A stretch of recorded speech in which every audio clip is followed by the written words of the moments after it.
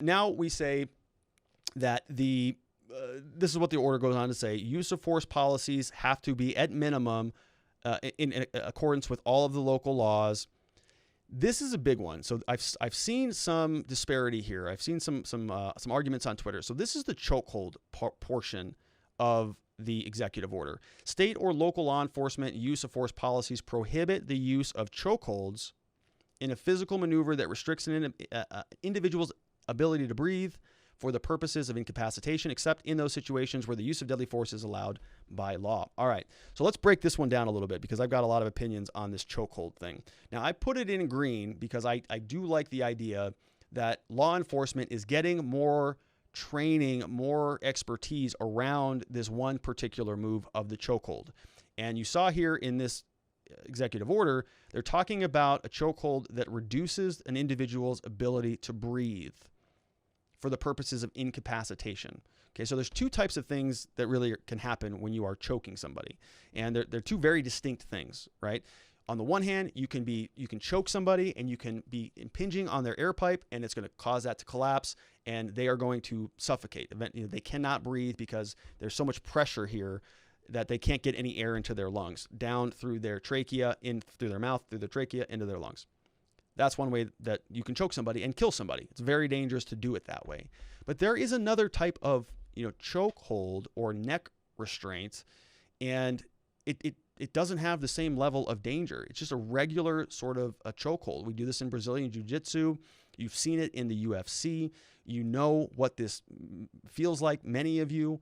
It's not that big of a deal, right? It's a chokehold where basically somebody's neck is coming in right here in the V of your arm, and you're locking it up and you're flexing a little bit to give it a little, and all that's happening is that the arm is impinging here on your two veins that supply blood up into your brain.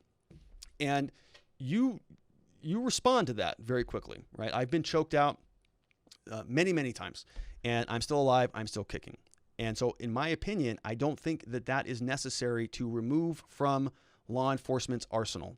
I don't think that it is. And here's why. It's just a matter of practicality. All right. I have probably been choked out or close to being choked out. Maybe, I was doing the math this morning in preparation for this show, maybe 700 to 800 times.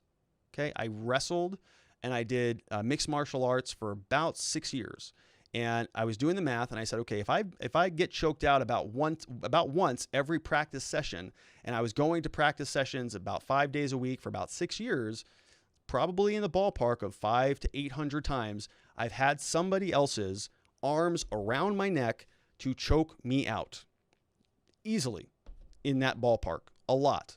Okay, and I've done it to a lot of people, and I've never killed anybody, and nobody's ever killed me, because it is done in the mechanism of sort of sport. People will say, of course, when I'm talking about this, that's outrageous. These cops, these cops are in a life and death situation, and when they're using one of these techniques, they're doing it to kill or incapacitate somebody, and they're going to have their arguments for it. Here's my point: there are 5 and 6 year olds around the country who are doing Brazilian Jiu-Jitsu and mixed martial arts of all varieties, who are going to learn how to do chokeholds, how to respond to chokeholds, and how to effectively use them without killing somebody. It's a valuable tool. It's very, very difficult to incapacitate somebody or respond in a physical fight without getting their neck or their head. Let's go back to any one of the situations that we were in. If the cops are trying to tackle somebody, you have to grab the head. You have to grab the neck. You have to. You can't grab an arm. You take an arm, you go into an arm bar, and you break their arm. That person has their other hand free. They've got their legs free. They've got their head free. They can bite. They can pull something out. They're not thinking about what's happening to their arm because they're thinking about fighting you. But when you have somebody's neck and you're cutting off the blood to their head, they respond. They drop everything. They latch up right here, and they are going to be focused on not passing out. It's just it's a natural human reaction. So law enforcement can absolutely do that without killing people. They definitely need better training for that. They definitely need more resources, and they need to know how to do it. But just because we're talking about, wrapping yourself up around somebody else's neck doesn't mean you're going to kill that person. So the executive order goes very clearly to say, restricting an individual's ability to breathe. So we're not talking about the trachea chokehold. We're talking about the trachea chokehold's off limits if you're going to be a part of the executive order. But the other chokehold, by my reading of this, is not. So law enforcement can still use the chokehold that just cuts off the blood and makes you pass out. Soon as the blood goes back to your brain, you're back in business. You're right back up, no problem at all. And it's something that I think is a reasonable tool for law enforcement. I actually think it's safer than pulling that one out. There's been a lot of criticism on Twitter, people saying this executive order doesn't go far enough because it only impacts the trachea chokehold. It doesn't impact the blood type of chokehold, and they want more. They want it to ban all chokeholds, and I just disagree with that. I've been choked out many times. I've choked out many people. It's not that big of a deal, and I think it's safer.